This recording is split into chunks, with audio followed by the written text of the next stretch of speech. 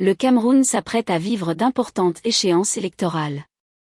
En particulier, l'élection présidentielle d'octobre 2025.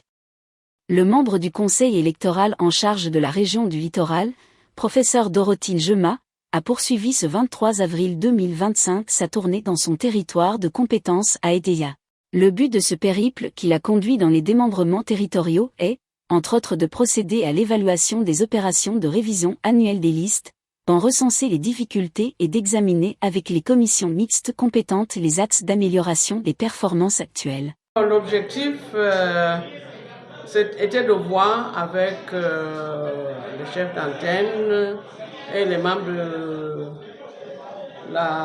des commissions mixtes comment se déroule le travail de révision des listes électorales depuis janvier. La distribution des cartes et la préparation des élections en vue, dont la présidentielle et les régionales.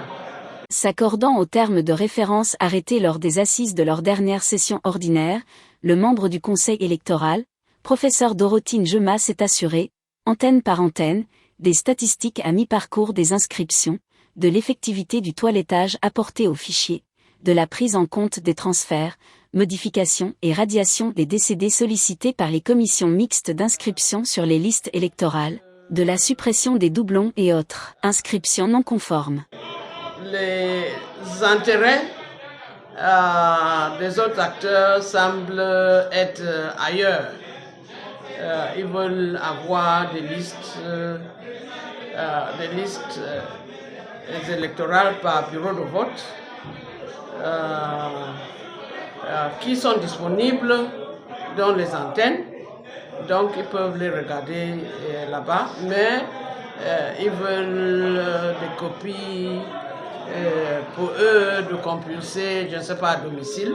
De ce grand oral auquel va se soumettre Koulé Bongui, chef d'agence départementale Élécan de la Sanaga-Maritime, il ressort que le toilettage des listes définitives 2024, objet de l'actuelle révision, fait état 157 radiations, principalement décès ou doublons, la correction des données biographiques de 12 inscrits et l'enregistrement de 60 demandes de transfert. 1942 nouvelles inscriptions sont enregistrées, dont 1242 hommes et 700 femmes. Les jeunes âgés de 35 ans au plus sont au nombre de 1034, soit 689 jeunes hommes et 375 jeunes femmes, ce qui représente un pourcentage de 53,24%. Ceci est à féliciter, quand on sait la difficulté liée à l'obtention de la CNI et l'exode rural massif. Avec ces nouvelles inscriptions, le fichier provisoire du département est chiffré à 101 567 potentiels votants. Je ne suis pas sûr qu'on peut avoir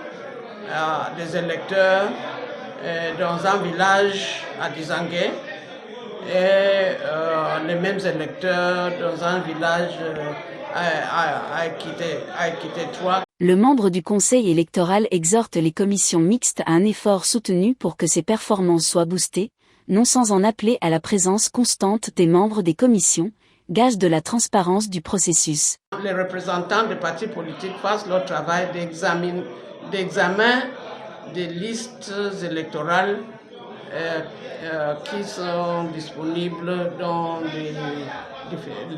les antennes